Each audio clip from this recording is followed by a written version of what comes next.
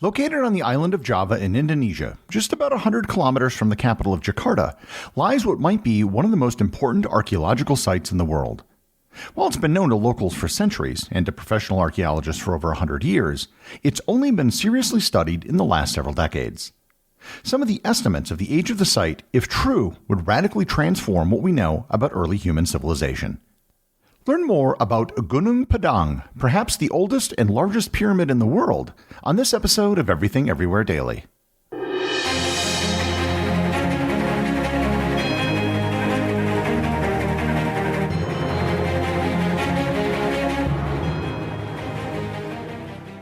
This episode is sponsored by Inside Tracker. To live your healthiest and longest life possible, you need to have the appropriate data. Inside Tracker takes a personalized approach to health and longevity by getting data from the most trusted and relevant source, your body. By using data from your blood, DNA, and fitness trackers, Inside Tracker gives you personalized and science-backed recommendations on things you can take control of to optimize your health, like food, supplements, workouts, and lifestyle choices, including ways to optimize sleep and stress. Inside Tracker tests and provides optimal ranges for over 40 biomarkers like ApoB, magnesium, vitamin D, testosterone, cortisol, and ferritin. The thing I love most about Inside Tracker is that they have a strict, science-backed approach to everything that they do. For a limited time, you get 20% off the entire Inside Tracker store when you sign up at insidetracker.com/EED. So if you're ready to get a crystal clear picture of what's going on inside your body, along with science-backed recommendations to optimize what's not working, then visit insidetracker.com/EED. This episode is sponsored by the Expedition Unknown podcast. Many of you may know Josh Gates as the host of the Discovery Channel television show Expedition Unknown. The Expedition Unknown podcast from Discovery chronicles the adventures of Josh Gates as he investigates unsolved iconic stories from across the globe. With direct audio from the hit TV show of the same name, you'll hear Josh explore stories like the disappearance of Amelia Earhart in the South Pacific and the location of Captain Morgan's treasure in Panama. These authentic roughshod journeys help Josh separate fact from fiction and learn the truth behind these compelling stories. In one episode, Josh travels to the remote and landmine-riddled jungles of Cambodia to investigate the lost city of the Khmer Empire and search for a mystical relic that gave its god king the power to incinerate his enemies.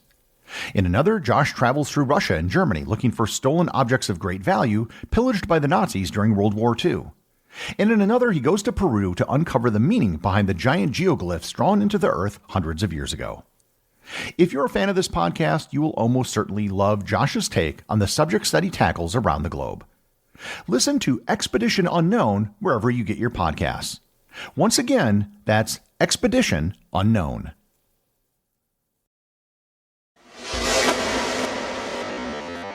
Oftentimes, when I do an episode about a famous location around the world, I'm able to throw in some sort of personal anecdote about my travels there. In the case of Gunung Padang, I don't have any. And it isn't because I haven't been to Indonesia. I have. I've been to Jakarta, and I could have easily visited Gunung Padang on a day trip if I had so desired. The problem is that I had no clue that Gunung Padang existed until several years after my trip to Jakarta. I'm guessing that many of you are probably in the same boat. Either your awareness of Gunung Padang came recently, or you've never heard of it at all until now. So, unlike other noteworthy archaeological sites around the world, it's probably worth giving a brief explanation of what Gunung Padang exactly is. Gunung Padang is a structure situated on a hill that consists of 5 different terraces built on top of each other. Each terrace has retaining walls which are made out of stones of long columns of volcanic rock. These terraces give the structure an appearance closer to that of a ziggurat like those found in Mesopotamia. On top of everything are littered thousands of hexagonal stone columns, similar to those that make up the retaining walls. Many of these are laid out in the shape of a rectangle or a square at the top, indicating that they form the outline of a building or a structure of some sort. The entire structure is 110 meters or 360 feet tall, it's sloped at an approximately 45-degree angle, and there are 370 steps that will take you all the way to the top. The name Gunung Padang means mountain meadow or alternatively mountain field in Sundanese. For everything I just said, I have to qualify it with maybe. The reason for the qualification is that there just may be a whole lot more to the site than what we currently know. More on that in a bit. One of the reasons why Gunung Padang hasn't captured the attention of the world is because, unlike other famous megalithic structures, Gunung Padang is situated in the middle of a thick forest. Trees cover most of the structure, which from a distance makes it look like a naturally occurring hill. It's been dubbed Indonesia's Machu Picchu. Gunung Padang has been known to the people who live in the area for centuries, but it wasn't a site that was regularly visited, given its location. Many locals probably didn't even know exactly where it was located, as it wasn't a place that was high on their priority list. According to Sundanese tradition, the Sundanese being the native people who live in Western Java, the structure was built by King Siliwangi in a single evening. King Siliwangi was a legendary Hindu king who ruled prior to the arrival of Islam in Indonesia. He had a status similar to that of King Arthur in England. It's doubtful he actually existed, but he may have been modeled after one or more actual rulers. The earliest written reference to it occurred back in 1891, when Indonesia was still a Dutch colony. It was referenced in a history book of Java and mentions a single visit made by a man the year prior known only as Mr. de Court. Despite the fact that the site was known, almost nothing was actually known about it. It was subsequently forgotten until 1979 when some local farmers rediscovered it. With its rediscovery, it immediately came to the attention of antiquities and archaeology authorities in Indonesia. Initial research was conducted in the 1980s, and in some very limited digs, they managed to find evidence of pottery and other small artifacts. The initial dating of the pottery found at the site put it somewhere between 45 BC and the year 22, or about 2,000 years old. However, the pottery discovered at the site only puts a ceiling on the age of the site, not a floor. Someone could have been occupying the site 2,000 years ago and left the pottery, but it doesn't mean that they built the site. Subsequent estimates have pushed the date back to about 500 to 800 BC. One of the largest and certainly most controversial studies of Gunung Padang began in 2010 by an Indonesian geologist by the name of Danny Nadawijaya. Nadawijaya and his team deployed tools which had not previously been used at Gunung Padang before, in particular ground-penetrating radar and seismic tomography. Here I should note that Nadawijaya is an accomplished geologist. He's one of the best seismologists studying the Indonesian archipelago and a graduate of Caltech. However, he is not an archaeologist. As part of his research, he conducted an excavation of the site using a backhoe. Archaeology has advanced a lot over the last century. Many of the archaeological digs conducted in the 19th century were extremely destructive. Since then, standard archaeology techniques involve taking a very slow and methodological approach to digging up artifacts. If you've ever been witness to an actual dig, you'll notice how archaeologists will painstakingly use brushes and dental picks to carefully remove objects so they aren't damaged. And they also don't want to miss something which, even though small, could be extremely important. The only thing worse than using a backhoe in the world of archaeology would probably be dynamite. The excavation immediately caused an uproar around the world and the archaeological community. The excavation ended soon after it began in 2014. However, as bad as the dig was in terms of archaeological best practices, it did discover many things. Coins were found that were claimed to have been dated back about 5,000 years. They eventually stopped digging when they hit a layer made of sand. The biggest controversy occurred when Nadawijaya and his team released their findings. They didn't actually release them in a formal academic paper, which is how almost all research is made public. Nadawijaya released his data in a report to the government and then in a poster which was displayed at the 2018 meeting of the American Geophysical Union.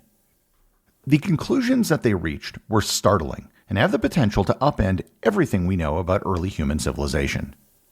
Just a few minutes ago, when I was describing Gunung Padang, I used the word maybe.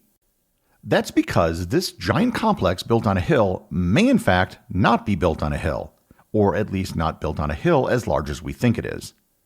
According to Nadawijaya, what we can see is simply the top layer of a multi-layer structure. The various layers were built on top of each other over an extended period of time. The top layer, he believes, is about 3,500 years old. Below that is another layer which is built of similar basalt columns which can be seen on the surface. These basalt columns, the researcher claims, are held together with a mortar made of clay, iron, and silica. This second layer is about 8,000 years old. The third and bottom layer may have caverns or other hollow spaces, and this layer may be between 9,500 to 28,000 years old. These last two claims about the age of the second and third layers would shatter our notions of early human civilization if true. For the longest time, archaeologists thought that civilizations and megalithic structures only began about 6,000 years ago. If you remember back to my episode on Göbekli Tepe in Turkey, that has been dated back 11,000 years. The discovering and dating of Göbekli Tepe completely rewrote what we knew about ancient people, and it even took a while for everyone to accept it. What's being claimed about Gunung Padang would be even more revolutionary if it was true. Now, needless to say, there has been a great deal of skepticism about this claim. For starters, the research team still hasn't published anything or made all of their findings public.